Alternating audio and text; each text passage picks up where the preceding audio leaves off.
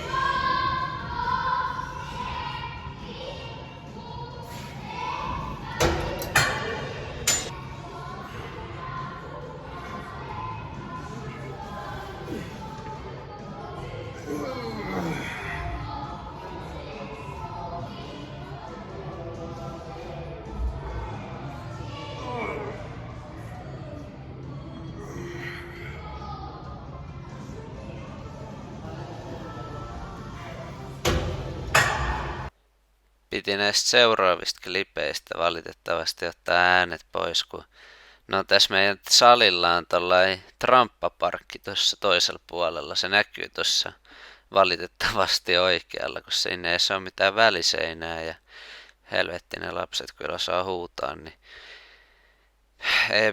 piti ottaa tosta äänet pois, että sai videosta siedettävän. Kuitenkin tässä on 2 sarjaa pulldownia. Eka 1 sarja vai 1 toisto vajaa feilistä. En nyt muista monta toistoa meni tai millä painolla. Ne lukee mun lukikirjas kuitenkin, niin ei tarvi muistaa. Mut sitten toka sarjan sitten feilii, 10 sekan taukoa feilii ja sitten vielä 11 hitaasti. Semmonen setti ja joo, onneksi vaihan sali viikon päästä, niin sitten on innoissani, kun pääsee PTV-gymille, niin siellä voi kuvaa parempia videoita. Siellä on paremmat välineet ja sitten siellä ei ole todellakaan ole lapsia. Niin siellä on ihan erilainen intensiteetti ja keskittyminen ja laatu sitten näissä videoissakin. Sitä innolla ootellessaan. Nyt joutuu laittaa tällaisen pikku voiceoverin tähän, kun noi lapset on niin sietämättömiä. Jatkossa mä tuun kyllä voiceoveraan nämä videot englanniksi, että saa parempaa niinku kontenttia tehtyä ihan kansainvälisillekin markkinoille sitten kun kontentti on sen tasosta, että ihmiset sitä haluaa katsoakin. Tässä meillä on Yates kulmasoutua. Paljonkohan tässä on painoa? Tässä on 72,5 kiloa veikkaisin. Joo, 72,5 kiloa painoa. Yates kulma soutuu. Eka meni vissiin 15.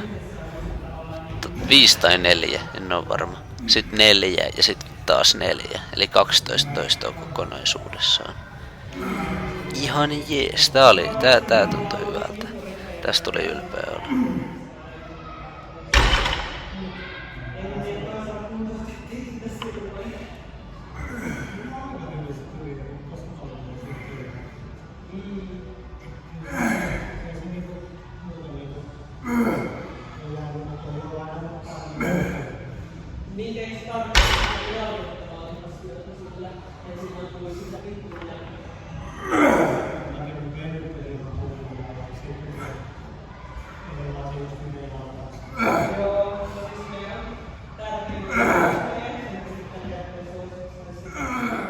Jostain kumman syystä mä päätin tehdä tähän loppuun vielä yhden ekstra toiston, jonka jos mä vaan nostan sen tangon ylös ja sitten lasken alas. Ja lasken alas mahdollisimman hitaasti. Ihan helvetin outo tapa tehdä yksi toista. No eikä ennen tehnyt tolleen. Olisi pitänyt niinku nostaa se ja sit hallitusti laskea siitä silleen. Mut en tiedä. Noit välillä sattuu eteen vaan ajattelee ja tekee jotain.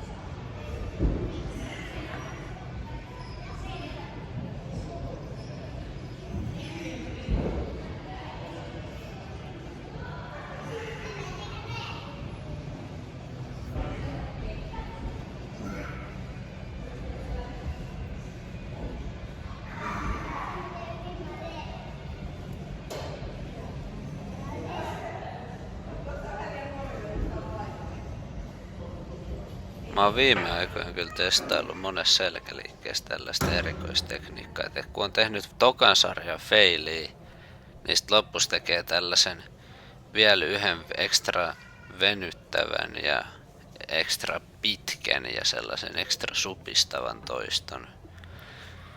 Et saa vielä vielä sellaisen vikan pikkupotkun siihen liikkeeseen. Tässäkin sarjassa mä teen lopuksi sellaisen yhden viimeisen toiston vielä. Se on tuntunut aika hyvältä. Se kulmasoutu oli vaan vähän outo, mutta pulldownissa ja sitten tässä trapeziussoudussa ja pulloverissa, niin niissä se on kyllä todella hyvä tekniikka.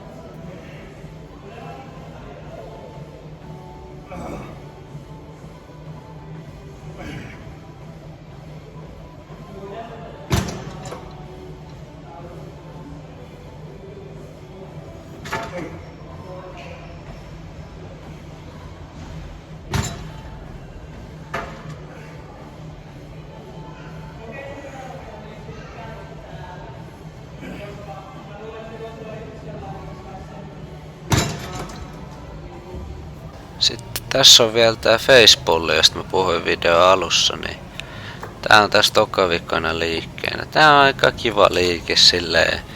Tää tuntuu tuovan silleen hyvin pyöreyttä takaolkapäähän ja on sellainen hyvä takaolkapää niinku kokonaisvaltainen liike kokonaisvaltaisen takaolkapään kasvuun. Tässä joutui kyllä tekemään aika kevyillä painoilla. Tää oli vähän tällaista hakemista, just kuten näette, kun teki ekaa kertaa pitkästä aikaa. Mutta hyvältä tuntui. Vähän aika raskalta, mutta hyvältä tuntui.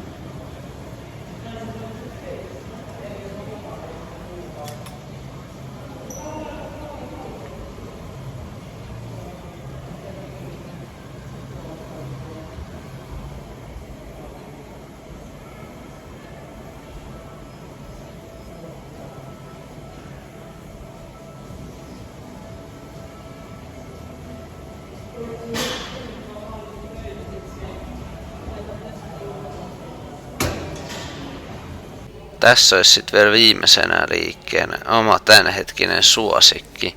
Dyhity maastaveto, mikä on aika vitun jees. Tässä mä myös vähän showcaseaan mun selkää ja miten se on saanut vähän leveyttä lisää. Latissimukset on kyllä ottanut hyvin kasvuun näistä muun uusista selkäreeneistä. Mä oon muuttanut mun koko treeniohjelman, suunnitellut sen itse alusta loppuun asti. Ja en tiedä, on tuntunut hyvältä. Kohta alkaa bulkki, niin katsotaan miten sit saa tehtyä lihaa lisää. Nyt mä oon vaan ottanut rasvaa pois. Tää nyt totta puheen tässä ollaan pysytty 2 kuukautta aika lailla samoissa painoissa. Sitten aletaan kasaa levyä tohon tankoon. Tässä olisi aluksi tällainen... Näkyy? Mitä hittoa? Joo, sitä minäkin. Kato, että onks voi laittaa sitä lisää painoa, mutta en sentään. Tässä on 60 kilon lämmittelysarja. Tässä on varmaan joku muutama toistoa. Tässä Dyhity maastavedossa on niinku ideana se, että tanko ei käy missään kohtaa maassa. Tää on vähän niinku RDL, mutta polvet saa niinku liikkua ihan kunnolla. Tää on tosi jees liike. Musta tuntuu, että tää on kasvattanut mun alaselkeä ihan vittuna viime aikoina.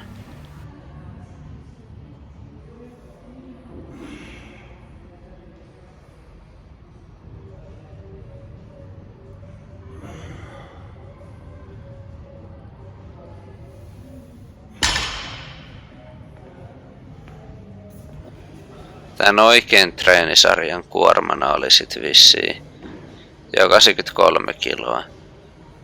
Ihan kiva. Mä en muista montas. Tässä on 6-18 mun mielestä. Mä ehkä sain 8. Kohta näette, voitte laskea mukana. Mutta joku 6-8.